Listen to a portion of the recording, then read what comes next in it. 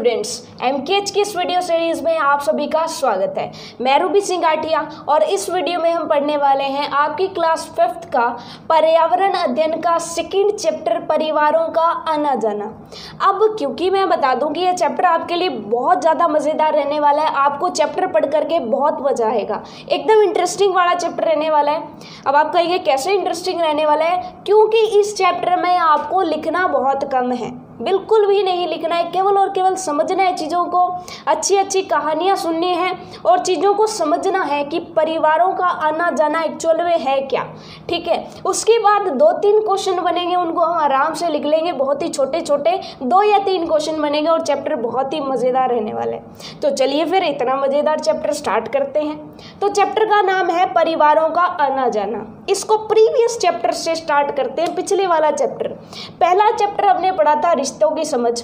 तो वहाँ पर हमने क्या समझा था कि जो संयुक्त परिवार होते थे, संयुक्त परिवार कौन से थे? संयुक्त परिवार जिसमें दादा दादी, मम्मी पापा, चाचा चाची और ताया ताई और बहुत सारे बच्चे हम एक साथ मिलकर के रहते थे।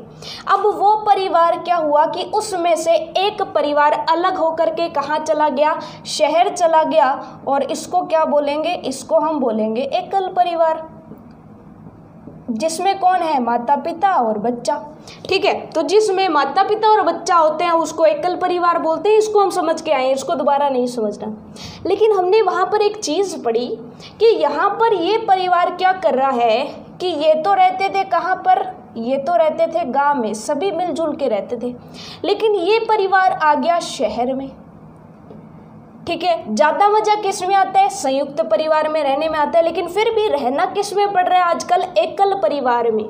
क्यों रहना पड़ रहा है? क्योंकि लोग व्यवसाय की तलाश में, शिक्षा की तलाश में और भी बहुत सारे कारण हैं जिनकी वजह से उनको गांव छोड़ करके शहर आना पड़ रहा है। अब शहर में तो बहुत ज़्यादा लोग आ रहे हैं, जिसकी वजह से शहर में छोटे छोटे घर होते हैं। छोटे छोटे घर होते हैं तो इतने सारे लोग उन घरों में रह नहीं सकते, और शहर में रहने में महंगाई इतनी ज़्यादा है शहरों में, तो गाँव की तुलना में शहर में जब रहेंगे तो खर्चा ज़्यादा आएगा। तो लोग ऐसे सोचेंगे कि ज़्यादा लोग ना जा करके रहें शहर में, कम लोग जाकर के शहर में रहें, इसलिए परिवार, छोटे छोटे परिवार वहां पर जाकर के रहते हैं। आपने भी अपने आसपास में देखा होगा, आपके चाचा चाची या आप खुद अपने परिवार को छोड़ करके कहीं बाहर रहते होंगे, या आपके भाई बहन हैं जो पढ़ने के लिए कहीं बाहर किराए पर कमरा लेकर के रहते होंगे। ठीक है, ऐसा होता ही आम खास हम आस पड़ोस में देखते ही हैं कि कोई बच्चा जब बाहर जा कर के बड़ी सिटीज़ में जा कर के रहता है तो वो आमतौर पर एक कमरा किराए पर लेता है और वहीं रहता है, क्योंकि उसे पढ़ाई करनी है ना वहाँ पर जा कर के। ऐसा तो नहीं है कि पूरा परिवार वहाँ पर जा कर के एक कमरे में रहेगा, तो मुश्किल हो जाएगी ना, सिंपल सी बात है। तो अब यहाँ पर हमारे पास क्वेश्चन यही है कि संयुक्त परिवार टूट करके एकल परिवार में क्यों बदल जाते हैं? ये हमने वहाँ पर पढ़ लिया था। यानी कि लोग जो है गांव छोड़ करके शहर क्यों जा रहे हैं? सिंपल सी बात, परिवारों का आना जाना। यानी कि परिवार गांव से तो जा रहे हैं और शहर में आ रहे हैं, इसी को तो हम कहेंगे परिवारों का आना जाना, कि गांव से तो जा रहे हैं और शहर में आ रहे हैं, तो इसका मतलब यही है परिवारों का आना जाना।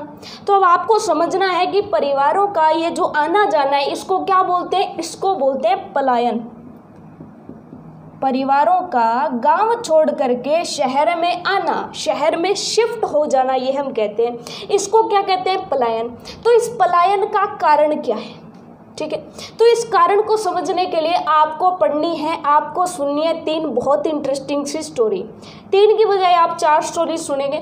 आपके चैप्टर के अंदर 4 स्टोरी दी गई है। अगर आप उन 4 स्टोरीज को पढ़ लेंगे तो आपको समझ में आ जाएगा एक एक कारण कि क्यों लोग गांव से शहर की ओर आते हैं। ठीक है, तो चलिए फिर पहली स्टोरी हम स्टार्ट करते हैं। पहली स्टोरी है संतू की। किसकी है? संतू की। अब आप कहेंगे ये संतू कौन है? तो मैं बता दूं कि संतू एक किसान है। संतू एक किसान है। संतू का परिवार क्या होता था कि एक गांव में रहता था। संतू एक किसान है जो एक गांव में रहता था। अब क्या हुआ कि संतू वहां पर क्या करता था? खेती करता था। संतू वहाँ पर खेती किया करता था। लेकिन क्या हुआ, खेती का मतलब क्या है? खेती का मतलब सिंपल आप समझते हो ना, फसल उगाता है अपने खेत में। तो फसल उगाता है खेत में, तो फसल के लिए क्या ज़रूरी होती है? बारिश। अब बारिश फसल उगाने के लिए बहुत ज़रूरी होती है, लेकिन संतू के गांव में पिछले 2 साल से बारिश नहीं हुई। तो संतू का जो खेत है वो बंजर हो जाता है, क्योंकि पानी है नहीं तो बीज लगेंगे कैसे? बीज उगेंगे नहीं तो फसल नहीं होगी, फसल नहीं होगी तो खेती करने वाला किसान का घर, जो परिवार है, वो खाएगा क्या? तो यही सोच करके संतू ने ये सोचा कि अब गांव में जो है ना मेरा काम नहीं चल रहा है, मेरे को क्या करना चाहिए? शहर में जा कर के मजदूरी करनी चाहिए, शहर में कोई जा कर के काम ढूंढना चाहिए। तो बस जो संतू है ना, उसको उसकी जो है ना चिंता सताने लगती है अपने परिवार की, और संतू क्या करता है? अपने भतीजे के गांव चला जाता है, किसी और गांव में चला जाता है। किसके गांव में? अपने भतीजे के गांव में चला जाता है। अब वहाँ पर जा कर के उसको ठीक ठाक काम भी मिल जाता है, लेकिन वहाँ पर जा कर के ये एक छोटे से मकान में रहता है, छोटे से घर में रहता है, अपने बच्चों के साथ रहता है। अब उसे क्या पता चलता है कि उसे तो यानी कि वहाँ पर उसका दिल नहीं लगता है, उसके बच्चों का दिल नहीं लगता है। गांव में बहुत सारे दोस्त थे बच्चों के, यहाँ पर तो बच्चों के दोस्त नहीं हैं, तो बच्चों का दिल नहीं लगता है। तो संतू सोचता है कि वापस अपने गाँव चला जाए, ठीक है। और एकदम से न्यूज़ मिलती है कि गाँव में तो बहुत अच्छी बारिश हो गई, ठीक है। तो संतू सोच लेता है कि देखिए यहाँ पर छोटा सा घर है ना, बच्चों का दिल लग रहा है, बहुत सारी कठिनाइयाँ आती है ना, और छोटा सा घर है, गांव में बड़ा सारा घर था, तो एक काम करता हूँ वापस गांव चल जाता हूँ। तो संतू जो है वापस गांव चला जाता है। तो एक तो रीज़न हो गया परिवार क्यों आते जाते रहते हैं, मौसम की घटनाओं की वजह से। मौसम की घटनाएं जैसे यहाँ पर सिंपल सी हमने पढ़ी है कि अगर बाढ़ आ जाती गाँव में, सारा जो गाँव है वो पानी से भर जाता, तब भी यहाँ से छोड़ करके जाना पड़ता। अब सूखा पड़ गया है, बारिश हो ही नहीं रही है, तब भी तो ये छोड़ के गया। तो यानी कि जो प्रकृति की तरफ से जो आपदाएं आ जाती हैं, सूखा पड़ जाता है, बाढ़ आ जाती है, तो इसकी वजह से लोगों को, परिवारों को एक जगह से दूसरी जगह पर आना जाना पड़ता है। तो ये तो क्लियर हो गया हमारा पहला पॉइंट। अब बात करते हैं दूसरी कहानी की। पहली कहानी से क्या पता चला कि अगर लोगों का काम नहीं चले, कहीं सूखा पड़ जाए, बारिश ना हो, तो किसान लोग उसको जगह को छोड़ करके काम की तलाश में कहीं बाहर जाएंगे ना। ये चीज़ आपको समझ में आ गई। अब दूसरी कहानी सुनते हैं हम धीरज की। किसकी कहानी सुनते हैं? धीरज की। अब धीरज क्या है जी? एक मजदूर है। देखिए बहुत इंटरेस्टिंग कहानी है ये। कहानियों के माध्यम से हमें कारण पता चलेगा कि क्यों परिवार आते जाते हैं। कहानियों के माध्यम से आपका एकदम कंसेप्ट क्लियर हो जाएगा, आपको समझ में आ जाएगी कि क्यों परिवार एक जगह से दूसरे स्थान पर जाता है, ठीक है। अब देखिए धीरज क्या एक मजदूर है। पहली स्टोरी को भूल जाइए, ये खत्म हो गई। दूसरी स्टोरी, धीरज मजदूर है, ये चीज़ समझ में आ गई। धीरज के एक तो है जी पुत्र और एक है पुत्री, यानी एक बेटा है और एक बेटी है। जो लड़का है वो 12वीं क्लास पास हुआ है और जो लड़की है वो 10वीं क्लास पास हुई है। अब धीरज गांव में रहता है और मजदूरी करता है, तो गांव में कोई कॉलेज नहीं है। अब लड़के को भेजना है जी कॉलेज। अब कॉलेज कहाँ पर है? कॉलेज है जी शहर में। कॉलेज कहाँ पर है? शहर में।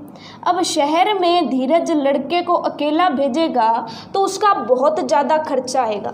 यही सोच करके धीरज क्या सोचता है कि एक काम करता हूँ, गांव में भी क्या कर रहा हूँ मैं? मजदूरी ही तो कर रहा हूँ ना।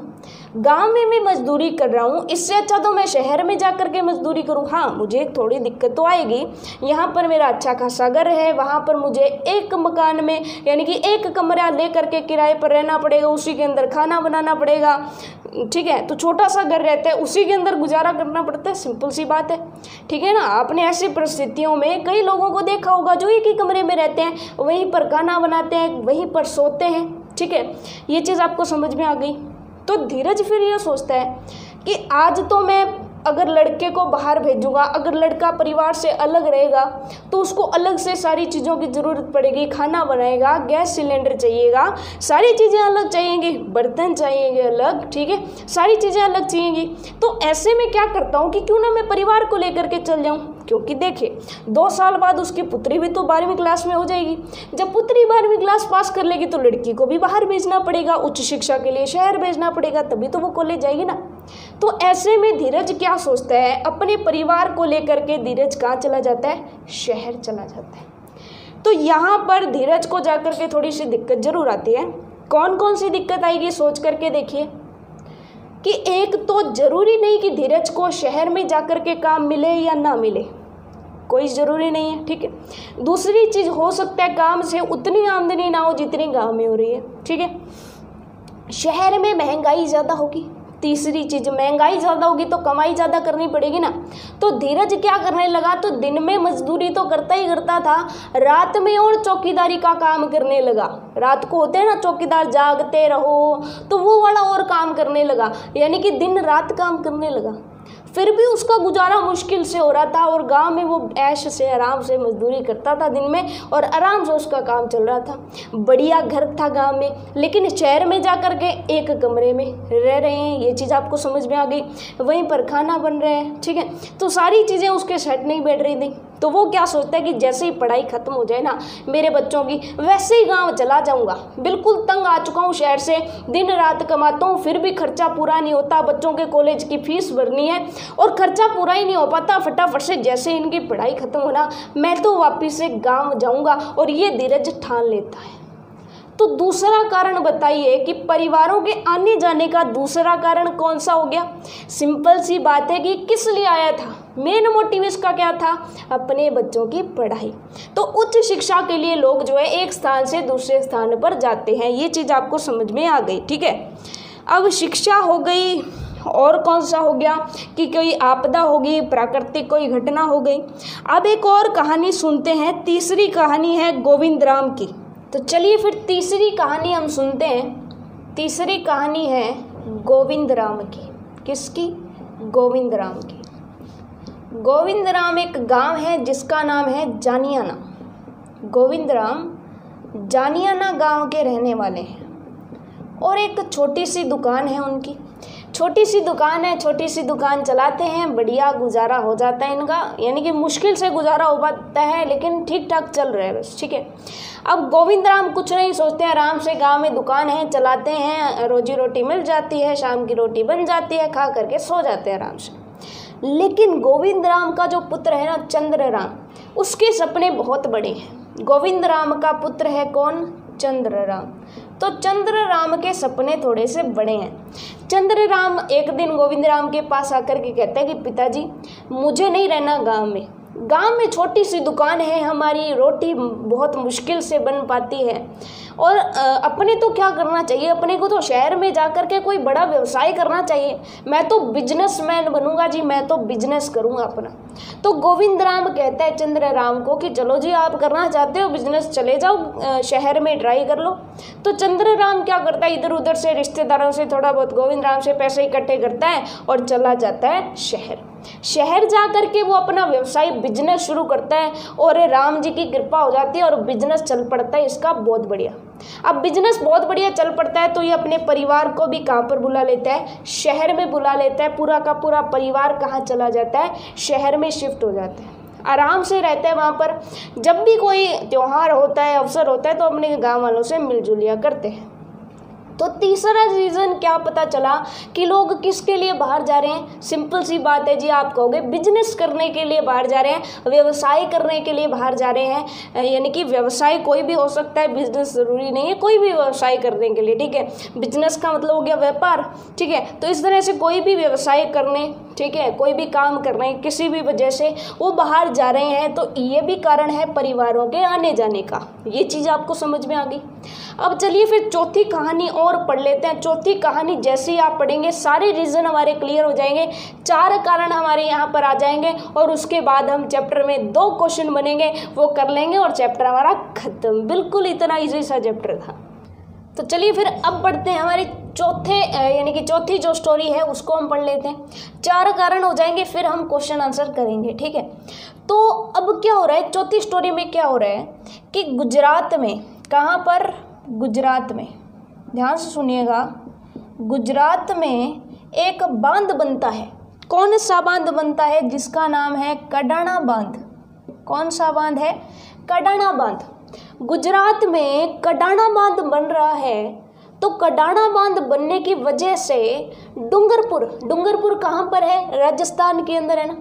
राजस्थान का डूंगरपुर जिले का एक गांव जिसका नाम है गलियाकोट, वो डूब क्षेत्र में आ जाता है। अब आप थोड़ा सा यहाँ पर कंफ्यूज हो जाएंगे, बहुत बुरी तरह से कंफ्यूज हो जाएंगे। आपके माइंड में यही नहीं आ रहा कि बांध क्या होता है, बांध किस लिए बनाया जाता है। बांध बना दिया तो उसके यानी कि गुजरात में बांध बना तो राजस्थान का क्षेत्र क्यों डूब जाएगा? गुजरात का राजस्थान से क्या लेना देना है?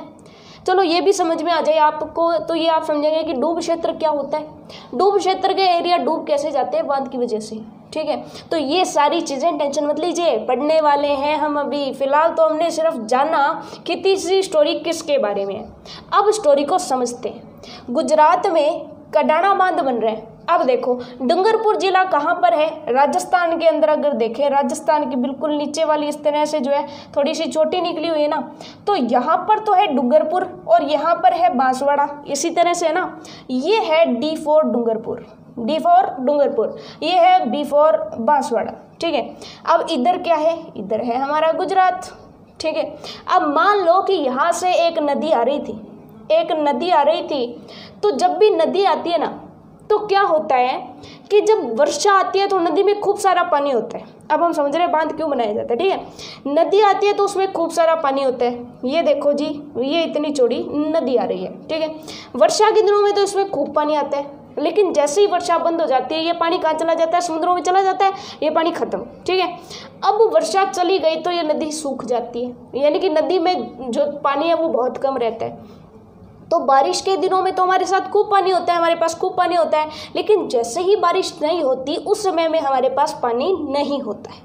तो यहाँ पर सरकार क्या उपाय निकालती है? सरकार उपाय निकालती है कि एक काम कीजिए कि यहाँ पर बांध बना दीजिए, यहाँ पर बंधा लगा दीजिए इस तरह से, ठीक है। बारिश आएगी तो इस पानी को यहीं पर रोक लिया जाएगा, यानी कि पीछे से पानी आ रहा है। ये बिल्कुल उसी तरह से है कि मान लीजिए किसी नाली में से पानी, छोटी सी नाली आपने देखी होगी, नाली में से पानी आता है और उसको बीच में फट्टा लगा करके रोक दिया जाए तो नाली का पानी रुक जाएगा ना, आगे पानी थोड़ा थोड़ा जाएगा ना। तो इस पानी को थोड़ा थोड़ा छोड़ा जाता है कि जितनी ज़रूरत हो लेते रहो, ताकि जितनी ज़रूरत हो उतना पानी आगे जाता रहे और थोड़ा पानी बचा रहे। अगर बारिश की वजह से यहाँ पर ज़्यादा पानी हो जाता है तो जो पानी है उसको थोड़ा थोड़ा छोड़ते रहते हैं कि ऐसा ना हो कि ये बांध ही टूट जाए, ठीक है ना। थोड़ा थोड़ा पानी जाने देते हैं, लेकिन पानी यहाँ पर बचा करके रखते हैं। इसके बहुत सारे फ़ायदे होते हैं। कौन कौन से फ़ायदे होते हैं? पहला तो पानी मिल गया, जब ज़रूरत हो तब भी इसको बंदे को खोलो, पानी गुजारो, जहाँ पर पानी की ज़रूरत है वहाँ पर पानी पहुँचा लो, पहली चीज़। दूसरी चीज़ यह है कि यहाँ से कोई नहर निकाल करके जिस क्षेत्र में पानी नहीं मिल रहा था उस क्षेत्र में पानी पहुँचाया जा सकता है, दूसरा फ़ायदा। तीसरा फ़ायदा ये होगा कि यहाँ पर बिजली निर्माण वाला प्रोजेक्ट लगाया जा सकता है, यानी यहाँ पर टरबाइन लगाए जाते हैं। टरबाइन पर जैसे ही पानी गिरता है ना, टरबाइन में क्या होता है, बेसिकली पंखे लगे होते हैं। मान लीजिए कि पंखे के ये 2 पंख है, तो जैसे इस पंख पर पानी गिरेगा ये यूँ घूम जाएगा, ये पंख सामने आ गया, जैसे ही इस पर पानी गिरेगा तो ये और आगे घूम जाएगा। तो इस तरह से जैसे उस पर पानी गिरता जाता है वो पंखा घूमता जाता है, और जब टरबाइन का पंखा घूमता है तो बिजली बन जाती है। यही तो ऐसे ही तो बनाई जाती है बिजली टरबाइन से। तो बस यहाँ पर क्या होता है, विद्युत का निर्माण होता है। तो देखिए कितने सारे फायदे हो गए। पहले तो पानी वेस्ट ही जा रहा था, तो आप कहेंगे बांध बनाना तो बहुत बढ़िया है। एक तो सिंचाई के लिए यानी खेतों के लिए पानी मिल गया, दूसरा पीने के लिए पानी मिल गया, तीसरा अगर कहीं नहर पहुंचानी है तो नहर बनाई जा सकती है, चौथा बिजली भी बनाई जा सकती है। तो बांध के तो फायदे ही फायदे हैं। चलो ठीक है जी, बांध के फायदे तो देख लिए, अब नुकसान भी देख लेते हैं। नुकसान क्या होंगे और फिर परिवार वहाँ के छोड़ करके कैसे जाएंगे। अब जरा सोचिएगा कि आपने क्या किया कि नदी जो होती है ना वो छोटी नहीं होती है, बारिश का पानी इतना होता है कि इस नदी में इतना सारा पानी होता है, तो ये क्या करते हैं कि इसको यहाँ पर जब रोकेंगे तो सिर्फ ये तो है नहीं कि नदी नदी में पानी रहेगा, इसके आसपास के एक एरिया बनाया जाता है जहाँ पर पानी भर जाते हैं और इस एरिया में पानी भर करके इस एरिया के पानी को रोका जाता है। अब मान लीजिए कि इस नदी के यहाँ पर एक छोटा सा गांव बसा हुआ था और जैसे ही बारिश आएगी ये गांव तो डूबेगा कि नहीं डूबेगा? डूबेगा ना, क्योंकि बांध ने पानी रोक रखा है, बांध आगे पानी जाने नहीं दे रहा। बांध आगे पानी नहीं जाने दे रहा तो नदी के किनारे जो गांव बसे हुए थे वो तो डूब जाएंगे ना। और जहाँ जहाँ ये वर्षा के दिनों में डूब जाते हैं इसको बोला जाता है डूब क्षेत्र। क्या बोला जाता है? डूब क्षेत्र। ठीक है, ये डूबते कब है? केवल वर्षा की ऋतु में डूबते हैं, क्योंकि जैसे ही वर्षा चली जाएगी वैसे वैसे ये पानी धीरे धीरे आगे छोड़ा जाएगा। जैसे जैसे पानी धीरे धीरे आगे छोड़ा जाएगा इनके गांव खाली हो जाएंगे, ये वापस से खेती करने लग जाएंगे। लेकिन क्या हुआ कि जैसे गुजरात में कडाना बांध बन रहा है तो यहाँ पर ये हो गया गुजरात में क्या बन रहा है? कडाना बांध बन रहा है। कडाना बांध से पीछे पानी रुकेगा ना, कंडाना यानी कि बांध है तो उससे पीछे पानी रुकेगा, यानी कि गुजरात में अगर बांध बन रहा है तो पानी कहाँ पर रुकेगा? राजस्थान में रुकेगा ना, राजस्थान के डूंगरपुर जिले के अंदर रुकेगा ना, क्योंकि सिंपल सी बात है कि ये जी राजस्थान यहाँ से शुरू हो रहा है गुजरात। ठीक है, गुजरात वालों ने ऐसे नदी आ रही थी इस पर यहाँ बांध बना लिया तो पानी तो इस एरिया में रुकेगा ना, इस एरिया में रुकेगा पानी तो राजस्थान का गांव तो डूब गया ना। राजस्थान का डूंगरपुर जिले का जो गांव है जिसका नाम है गलियाकोट वो तो डूब क्षेत्र में आ गया ना। तो बिल्कुल ऐसा ही हुआ, गलिया क्षेत्र जो है गलियाकोट नामक जो गांव है वो डूब क्षेत्र में आ गया, यानी कि जैसी बारिश होगी गलियाकोट तो डूबेगा। अब गलियाकोट के लोगों को टेंशन होने लग गई कि अगर गांव डूबेगा तो हमारा क्या होगा? हमारे जब डूबे हुए रहेंगे तो ऐसे तो है नहीं कि एक दो दिन डूबे रहेंगे, महीने महीने डूबे रहेंगे, तो ऐसे में खाना का क्या करेंगे? हमारी ज़मीन का क्या होगा? तो इन्होंने सरकार के सामने प्रश्न उठाया कि जी आप बांध तो बना रहे हो, हमारा भी कुछ करो।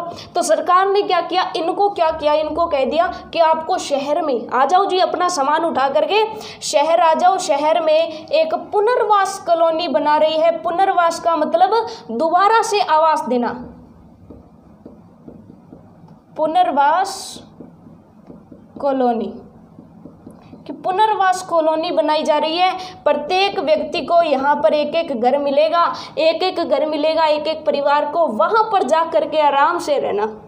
जब आपके यहाँ पे पानी भरे तब वहाँ पर जा कर के रहना, जब यहाँ से खाली हो जाए तब यहाँ पर जा कर के आप वापस से आ भी सकते हो। आपकी ज़मीनें आपकी रहेंगी, कोई टेंशन वाली बात नहीं।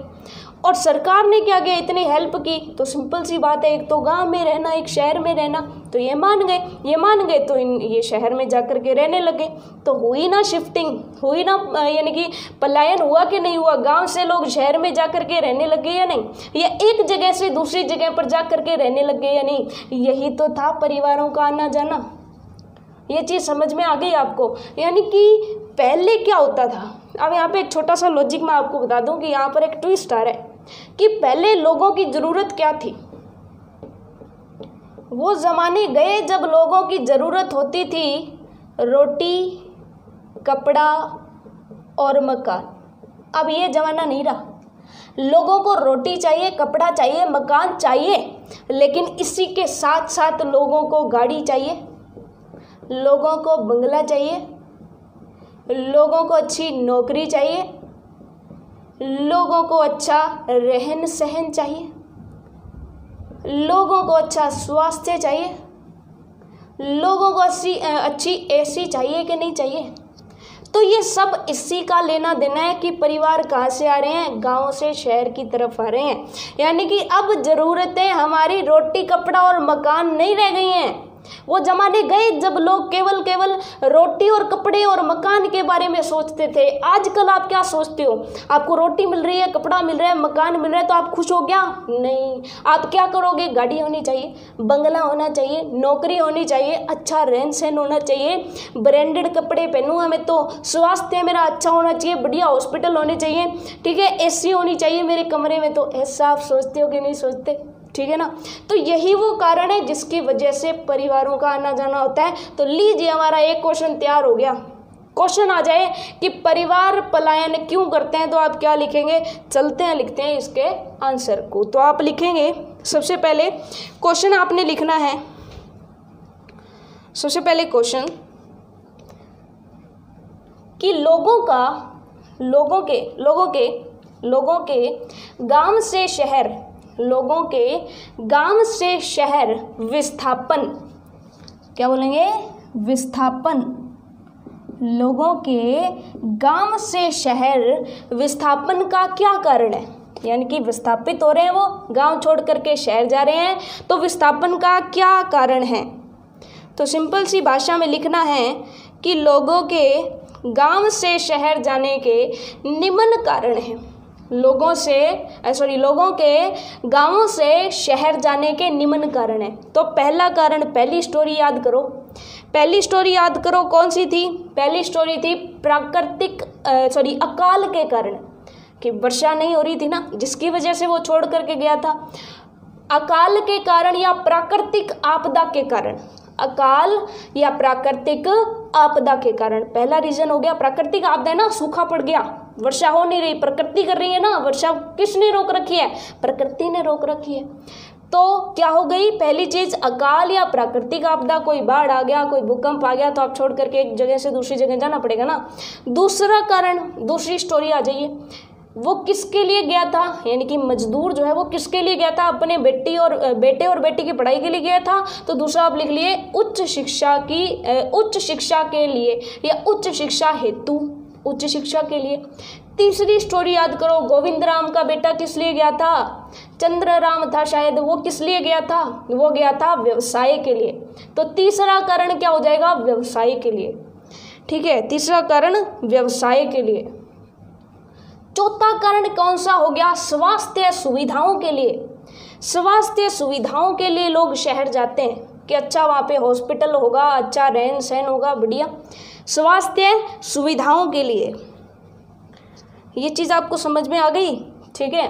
और आखिरी कारण लिखेंगे बेहतर और सुखमय जीवन के लिए। कौन से जीवन के लिए, सुखमय, यानी सुख वाला, एसी वाला जीवन रहना चाहिए। वैसे आजकल तो गांवों में भी एसी है। सुखमय और बेहतर जीवन के लिए वहाँ पर मेट्रो ट्रेन चलती है जी, गांवों में मेट्रो ट्रेन नहीं चलती, इसलिए हम तो शहर जा रहे हैं, क्योंकि वहाँ का जीवन कैसा है, सुखमय है, ठीक है ना। ये चीज़ आपको समझ में आ गई। तो परिवारों का एक जगह से दूसरी जगह जाने के कारण हमें पता चल गए, सिंपल से कारण थे। अब यहाँ पे क्वेश्चन आता है बांध पर, दो क्वेश्चन और कर लेते हैं फिर चैप्टर कंप्लीट है हमारा, कि बांध क्यों बनाए जाते हैं। अब आप बताइए बांध बनाने के कारण क्या क्या हैं, या हम ये कह सकते हैं कि बांध बनाने के क्या क्या लाभ हैं, बांध बनाने के क्या क्या लाभ हैं। अब आप बताइए, सिंपल सा क्वेश्चन है कि बांध बनाए जाने के 3 कारण लिख दीजिए।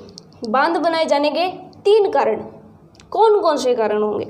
सबसे पहला होगा पेयजल की व्यवस्था करना। सबसे पहला कारण क्या होगा, पेयजल या सिंचाई जल की व्यवस्था करना, ठीक है। पहला कारण लिख लीजिए पेयजल की व्यवस्था करना। दूसरा कारण लिख लीजिए सिंचाई के लिए जल की व्यवस्था करना। पहला पेयजल यानी पीने वाले पानी की व्यवस्था करने के लिए, ताकि पानी रोक के रखेंगे, तभी तो जब वर्षा नहीं होगी उस टाइम थोड़ा थोड़ा पानी देंगे। पेयजल की व्यवस्था करना यानी पीने के पानी की व्यवस्था करना। दूसरा आप लिखेंगे सिंचाई वाले जल की व्यवस्था करना। सिंचाई का मतलब क्या होता है, खेतों को पानी देना, सिंचाई के जल की व्यवस्था करना। और तीसरा कारण क्या हो जाएगा, विद्युत निर्माण हेतु यानी बिजली बनाने के लिए, बिजली बनाने के लिए। तो ये चीज़ आपको समझ में आ गई, ठीक है। 3 कारण थे। उसके बाद एक क्वेश्चन और आता है, लास्ट एक क्वेश्चन और लिख लीजिए। लास्ट क्वेश्चन मेरा ये है कि आप बताइए कि बांध बनाने के कारण लोगों को घर क्यों छोड़ना पड़ा है, यानी कि बांध बनाने की वजह से लोगों को अपना घर क्यों छोड़ना पड़ता है। सिंपल सी बात है कि जब बांध बनता है तो बांध के पीछे का क्षेत्र डूब क्षेत्र में आ जाता है। डूब क्षेत्र में आ जाता है तो उनके घरों में पानी भरेगा कि नहीं भरेगा? पानी भर जाएगा तो लोग इस जगह को छोड़ करके चले जाएंगे। इतना नुकसान कोई नहीं झेलता है। डूब गए तो भाई मर गए, तो डूब करके मर जाएंगे ना पानी में। तो आप क्वेश्चन लिख लीजिए कि बांध बनने के कारण लोगों को घर क्यों छोड़ना पड़ता है। तो आप लिख देंगे कि बांध बनने के कारण काफ़ी ज़मीन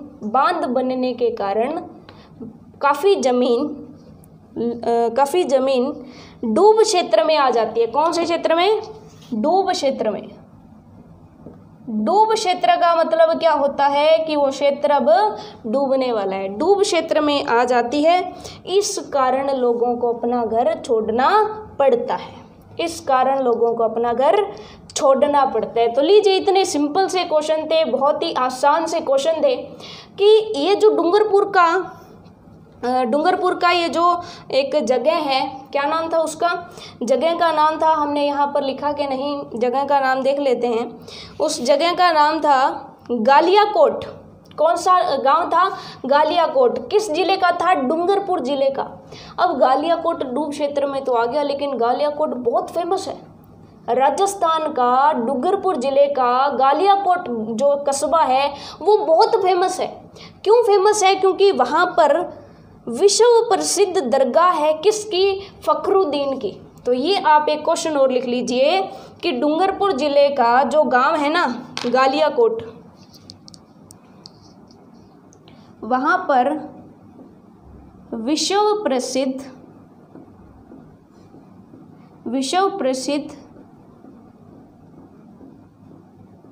फखरुद्दीन की दरगाह है। और मैं बता दूं दरगाह है कहाँ पर, तो आप लिख लेंगे कहाँ पर है? गालियाकोट कस्बा। गालियाकोट कस्बा कहाँ का है? तो आप लिख लेंगे डूंगरपुर जिले का है, राजस्थान के अंदर। ये चीज़ आपको समझ में आ गई? ठीक है, तो इतना ही बस। चैप्टर बड़ा ही इंटरेस्टिंग, आपको मज़ेदार लगा होगा। कहानियों के माध्यम से हमने पढ़ा, बिल्कुल अल्टीमेट तरीके से मैंने आपको पढ़ाया है। बिल्कुल भी प्रेशर नहीं लेना, एकदम आसान तरीके से है। 3-4 ही तो क्वेश्चन हमें याद करने हैं। एक तो फखरुद्दीन की दरगाह कहाँ पर है? गालियाकोट कस्बे के अंदर है। बस एक चीज़ हमें याद करनी थी। 2-3 क्वेश्चन हमने किए, इतना आसान सा चैप्टर। तो अगर आपको वीडियो पसंद आ रही है ना तो लाइक ज़रूर कीजिएगा, शेयर करो अपने दोस्तों के साथ जितना कर सकते हो, ठीक है ना। और चैनल को अगर आपने सब्सक्राइब नहीं किया तो चैनल को सब्सक्राइब कर दो, क्योंकि जैसे जैसे आप लाइक करोगे, आपका कमेंट आएगा ना, कमेंट आएगा कि आगे वीडियो बनाओ, तभी आगे वीडियो बनेगी, ठीक है ना। तो ये आपको करना है कि अगर आपको वीडियो चाहिए तो फटाफट से कमेंट कर दो। देखो बच्चों, आप करोगे ना तो ही हमारा हौसला बढ़ता है। आप कमेंट करके कहोगे जी हमें तो और वीडियो चाहिए, तो आपको और वीडियोज़ मिलेंगी, ठीक है ना।